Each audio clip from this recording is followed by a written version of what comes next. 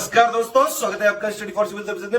यदि study for civil services के छात्र हैं तो ये वाला टेलीग्राम जरूर ज्वाइन करके रखिए। यूट्यूब चैनल में हमारे साथ है तो भी ये वाला टेलीग्राम ज्वाइन करना बहुत ज्यादा जरूरी है। सारे नोटिफिकेशन, सारे अपडेट, सारे मोस्ट इंपोर्टेंट पिक्स, सारा रिवीजन सब कुछ यहाँ पे बताया जाता है। देखिए ये हमारा एससीएस डेली क्विज चैनल है, इसमें डेली क्विज होती है, बिल्कुल फ्री में, इसको जरूर ज्वाइन कर लीजिएगा। ये हमारा इंस्टाग्राम का पेज है, इसको जरूर फॉलो कर लीजिएगा। Study for civil dot services करके अगर आप इंस्टाग्राम में सर्च करेंगे तो आपको मिल जाएगा। वीडियो के डिस्क्रिप्शन में इसकी लिंक दी हुई। इसमें आप स्टोरी सेक्शन जरूर देखते रहा करिए, प्लस इसमें हाईलाइट्स आते रहते हैं और प्लस पोस्ट आती रहती है, इनको जरूर फॉलो करते रहिए। यूपीपीएससी प्रीलिम्स 2022 की कंप्लीट प्रिपरेशन आप हमारे साथ कर सकते हैं। 24 दिसंबर 2021 से हमारा नया पेड ग्रुप शुरू हो रहा है, उसको आप ज्वाइन कर सकते हैं। इन दो गिवन नंबर पर आप व्हाट्सएप करके अधिक जानकारी प्राप्त कर सकते हैं। आरओ मेंस का ग्रुप हमारा लगातार चल रहा है, इसमें एसे राइटिंग और आंसर राइटिंग कन्वर्सेशनल हिंदी के लिए करवाई जा रही है और इसमें लगातार मॉक दिए जाएंगे, इसको भी आप चाहें तो ज्वाइन कर सकते हैं। यूपीपीएससी 2022 प्रीलिम्स की अगर आप तैयारी कर रहे हैं तो आपको पता है कि प्रीवियस ईयर पेपर का भी महत्व है और हाल में जो यूपीपीएससी पेपर करवाता रहता है उसको भी आपको देखते रहना चाहिए लगातार। तो इसलिए यूपीपीएससी पॉलिटेक्निक लेक्चरर का जो पेपर हुआ था 22 दिसंबर को, इसको हम लोग सॉल्व कर लेते हैं जल्दी से। ज्यादा नहीं, सिर्फ 25 सवाल हैं जीएस प्लस करंट अफेयर के, तो जल्दी से हम लोग इसको सॉल्व कर लेते हैं। हमारा पहला सवाल है कि चंद्रप्रभा वाइल्ड लाइफ सेंचुरी जो है ये कहां पर सिचुएटेड है उत्तर प्रदेश में, तो इसका आंसर हो जाएगा आपका Chandauli district. Answer number B यहां पे सही हो जाएगा। पीलीभीत नहीं, गलत लग गया था, चंदौली डिस्ट्रिक्ट यहां पे सही है। फिर उसके बाद कमेटी ऑन प्रिविलेजेस में कितने मेंबर होते हैं, तो इसमें राज्यसभा और लोकसभा के अलग अलग होते हैं। 10 राज्यसभा से होते हैं, लोकसभा के 15 होते हैं। तो अगर 25 आंसर सही होता तो वो मानते, लोकसभा के हिसाब से इसमें दिया है तो 15 आंसर सही है। तो इस तरीके से वन लाइनर में भी उलझाने का प्रयास किया जाता है यूपीपीएससी के द्वारा। अब नोबेल पीस प्राइज अनाउंस किए गए थे, उसमें आपको बताना है कौन से स्टेटमेंट सही है। तो मारिया रेसा, इनको जो है Guillermo canoe press freedom award भी मिला था, ये हमने बताया था आपको। डिमिट्री मुराटोव, इन दोनों ने ज्वाइंटली पुरस्कार जीता है, दोनों पत्रकार हैं, सही है। आंसर हो जाएगा सी, ऑप्शन नंबर 1 और 2 बोथ करेक्ट। अब इसमें कौन सा अनुच्छेद भारत के संविधान का राष्ट्रपति को क्षमादान की शक्ति देता है, तो देता है आर्टिकल नंबर 72। उसके बाद ट्रॉपिक ऑफ कैंसर जो है किससे होकर गुजरती है, तो बस ये पता होना चाहिए था किससे नहीं गुजरती, तो मणिपुर से नहीं गुजरती है, तो हमारा आंसर हो जाएगा 1, 2 और 4, ऑप्शन नंबर सी। उसके बाद ब्राह्मण ग्रंथों से हमको मिलाना है वेदों को, ये जो है क्वेश्चन आया एंशिएंट इंडिया का, बहुत दिन बाद ऐसा क्वेश्चन देखने को मिला है। तो आपको अगर पता है कि ऋग्वेद के 2 ब्राह्मण ग्रंथ होते हैं, कौशिकी भी है और ऐत्रेय भी है, तो इससे आपको मिला लिया, 1 और 2 हो गया यहाँ पर, ठीक है। इसके बाद भी बात नहीं बन रही, हालांकि बी और सी ऑप्शन एलिमिनेट हो चुके हैं। तो फिर उसके बाद आपको पता होना चाहिए कि यजुर्वेद का कौन सा ब्राह्मण ग्रंथ है, शतपथ ब्राह्मण, ठीक है। उसके बाद आपका जो है सामवेद का कौन सा है, सामवेद का पंचविश है और अथर्ववेद का है गोपत। तो इस तरीके से हम इसको मिला देंगे, ऑप्शन नंबर हमारा सही हो जाएगा ए वाला। फिर उसके बाद हमको बताना है कि which part of constitution of India contains union state relations, या सेंटर स्टेट रिलेशन भी पूछ सकता था, इसका आंसर हो जाएगा part number 11, option number D. फिर उसके बाद पूछा है कि United Nations human rights council में 2022-2024 के लिए जो है इलेक्शन जो हुए थे अक्टूबर 2021 में जिनेवा में हुए थे, तो इसमें किस देश को चुना गया है। तो सरप्राइजिंगली क्वेश्चन तो ये होना चाहिए था, क्योंकि इंडिया को चुना गया तो इंडिया ऑप्शन में होना चाहिए था। हालांकि इंडिया के अलावा और जो कंट्री इलेक्ट किए गए थे इस पीरियड के लिए, उनमें से किसी एक का नाम यहाँ पे चूज करना है। तो आप समझ सकते हैं कि कभी कभी करंट अफेयर में सरप्राइजिंग होता है, यूपीपीएससी हमको चौंका देता है। तो इसका आंसर होंडुरास होगा वैसे, ऑप्शन नंबर ए।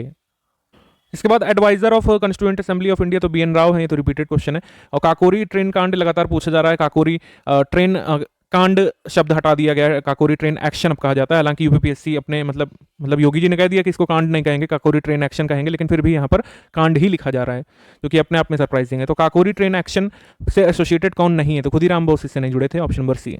उसके बाद एक भारत श्रेष्ठ भारत कब अनाउंस किया गया था, ये अक्टूबर 2015 में अनाउंस किया गया था, ऑप्शन नंबर बी। किस चोल शासक ने डेलीगेशन भेजा था चाइना में, बुक्स में लिखा हुआ है कि राजेंद्र प्रथम ने भेजा था, हालांकि ये ट्रेड डेलीगेशन था या फिर कैसा था ये नहीं लिखा है, तो लेकिन ये व्यापारिक था, आगे के लिए ध्यान रख सकते हैं। हमने अपनी कंपाइलेशन में भी दिया था पिछले साल यूपीपीएससी 2021 के पेड बैच में, राजेंद्र प्रथम इसका आंसर है, कोई डाउट नहीं है इसमें।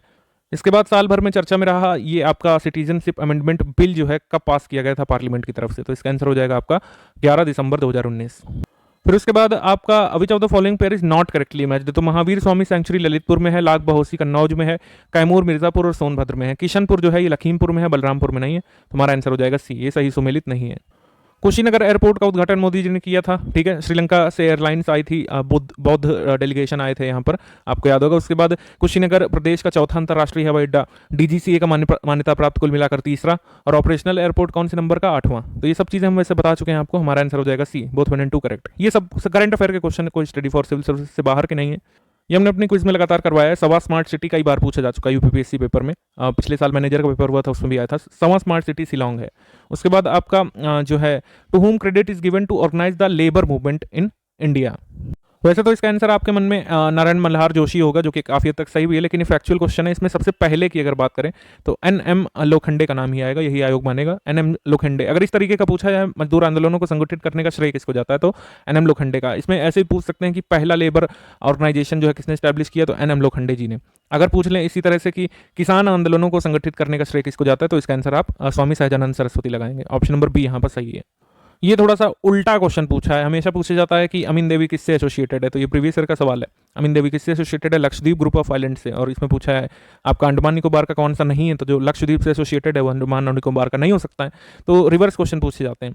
उसके बाद एनडीसी, ये लगातार हम करवाते आ रहे हैं, पुराने को नहीं छोड़ना है। एनडीसी का कोई मतलब भले ही ना हो, लेकिन ये जब भी आप प्लानिंग इन इंडिया पढ़ेंगे तो ये सब चीज़ें पता होनी चाहिए आपको, ये सब ठीक है। एनडीसी अगस्त 1952, ठीक। उसके बाद रजत पदक जीतने वाली पहली महिला पहलवान हमने अक्टूबर में करवाया हुआ है। इंडियाज फर्स्ट बहुत बहुत ज़्यादा इंपॉर्टेंट है। इंडियाज फर्स्ट वर्ड बहुत इंपॉर्टेंट है। कोई भी आप न्यूज़ पढ़ें, आप इवन अगर मेंस की प्रिपरेशन कर रहे हैं तो उसमें इंडियाज फर्स्ट अगर आता है तो वो प्रीलिम्स के लिए बहुत यूजफुल होता है।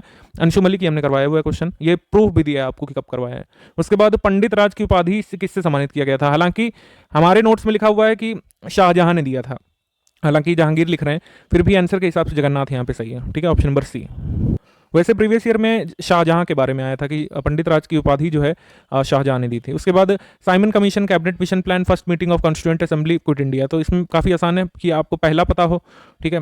तो ये COD एलिमिनेट हो गए ऑप्शन, तो ये तो पहले ही एलिमिनेट हो गए, क्योंकि पहला तो कंफर्म है कि साइमन कमीशन काफ़ी पहले आया था, ठीक है, 1930 से भी पहले, ठीक है। सिविल डिसोबीडिएंट मूवमेंट से पहले हम कह सकते हैं, ठीक। तो बाकी सब चीज़ें सिविल डिसोबीडिएंट मूवमेंट के बाद की हैं। फिर उसके बाद देखेंगे क्विट इंडिया मूवमेंट 1942 का है, तो इसका आंसर 4 हो जाएगा, तो 1-4, फिर बाद में चेक ही नहीं करना है, तो ऑप्शन नंबर ए यहाँ पे सही है। देन इसके बाद ये काफ़ी एक्सपेक्टेड क्वेश्चन होता है, इसमें माइंस से मिलाने को मिनरल से आता है।